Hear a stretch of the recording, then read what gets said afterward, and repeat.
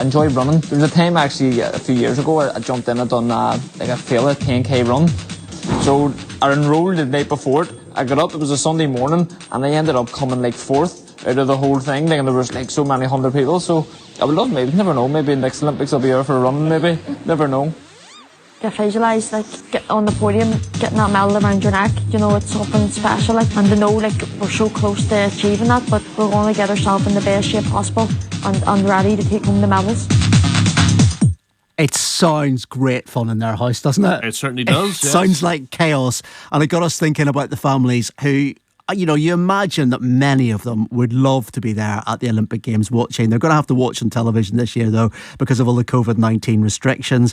That means probably getting up in the early hours of the morning and everything else. And we're going to speak to Felicity Huston, whose son Patrick has already competed this morning in the archery for Team GB. Morning, Felicity. Morning, how are you? I'm very good, thank you. And also Tracy McClenaghan, who's the mother of the gymnast Rhys, who has been on the programme a bit and a big medal hope for Team Ireland. Morning to you. Good morning, how are you? I'm very good, thank you very much indeed. Felicity, we should start with you because, as we mentioned, Patrick has competed. How has it been this morning? Well, it's a bit of a slog this morning's session. It's a ranking round where all 64 male archers spend 2 hours shooting 72 arrows into a set of targets at 70 metres.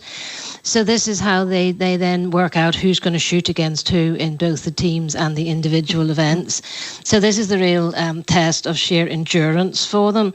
Patrick is his bow, when he pulls the string on his bow, it's 25 kilos of weight he's pulling on 3 fingers, and that's 72 times he does that. So this is the next stage where it's elimination is the test of some nerves of steel, because you're standing right beside your opponent shooting. But this is the one which is just horrendous for in some ways, because it just goes on. And I got a little message from him saying it was 34 degrees this morning for him, and very changeable winds, which, if you understand a little bit about the concept of parabolas and so on and arrows, it really makes life difficult. So he ranked 25th out of the 64, which he's very pleased about, and has an interesting next elimination against one of the Brazilian team. So I say a long slog ahead, just like Rhys's mum's got. Yeah, and I mean, it is an endurance test as well for the families, isn't it? I mean, keeping watch on this. And I mean, what is it like watching this at home? Because I imagine, Felicity, you would want to be there. Well, I mean, the thing is, I've actually experienced it there as well, because we went to Rio to see Patrick. And yeah, it's quite strange to be so far away from it all. I mean, I feel terribly sorry for the athletes. You know, Patrick has had the advantage of having his family there.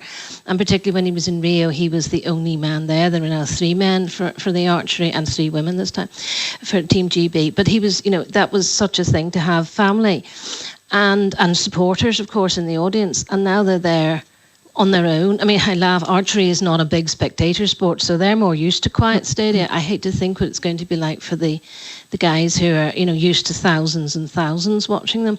But there is this sort of distance feeling about it, you know, and they're 9 hours roughly ahead, so it's hard to sort of link up properly with them, and very frustrating. But I think probably much harder on the athletes not to have the support they would otherwise have had.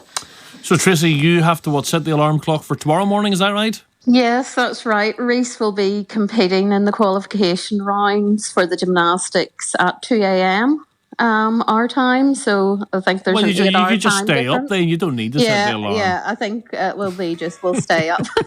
Long night. Or I would be quite tempted, if I could, just to go to sleep and waking up and it all to be over, if I'm completely honest. Well, I wanted to ask you about that, because I'm sure many of the listeners will empathise with this. You know, when you're watching particularly gymnastics, I don't know what it is about gymnastics, but, you know, even if you don't really have a strong connection with the athlete, maybe you just sort of, someone that you think, oh, you know, they seem really nice. You are that bag of nerves because of, you know, the apparatus that you think that they might fall off, and the sort of the peril that is there when it comes to watching gymnastics. Yeah. I cannot imagine what it's like for you.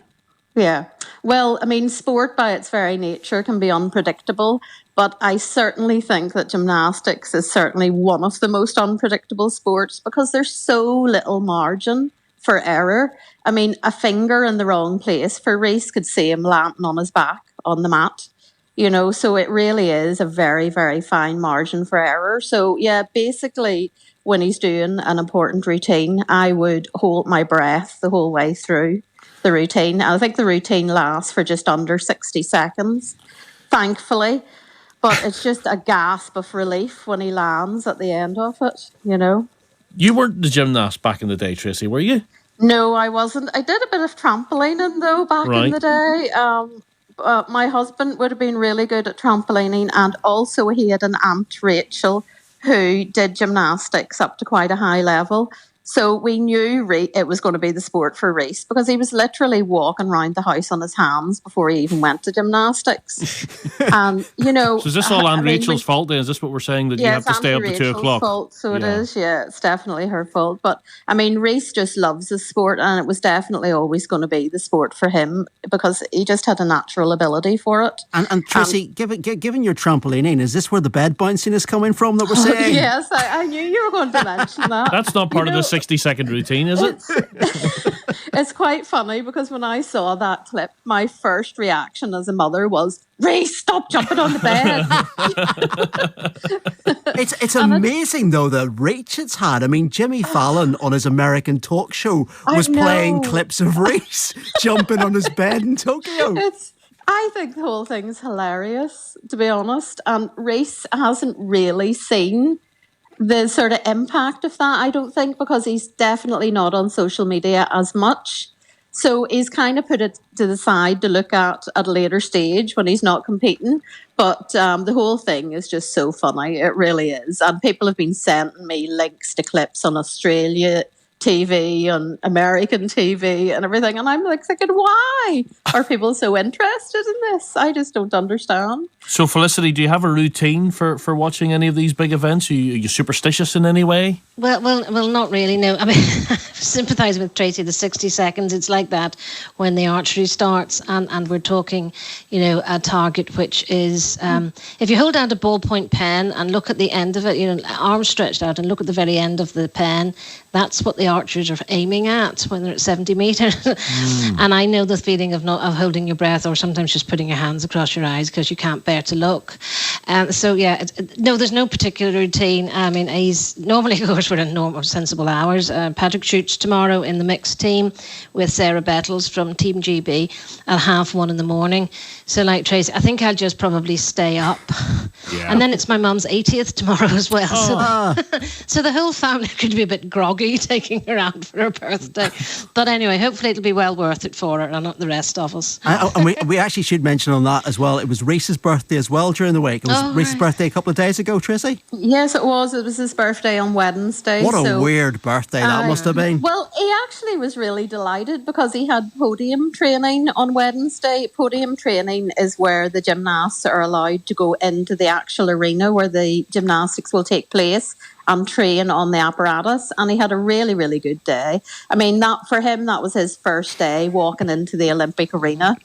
You know, and to do that on your birthday, sure, it couldn't have been better. It's great. The other thing I should mention is that Rhys has got a YouTube channel where he is documenting his entire experience in Tokyo. It's really good. It's well worth watching. Listen, good luck to both of them. We will watch alongside you. Felicity Huston and Tracy McClenaghan, thank you so much for joining us. Indeed. Happy birthday to Rhys. Happy birthday to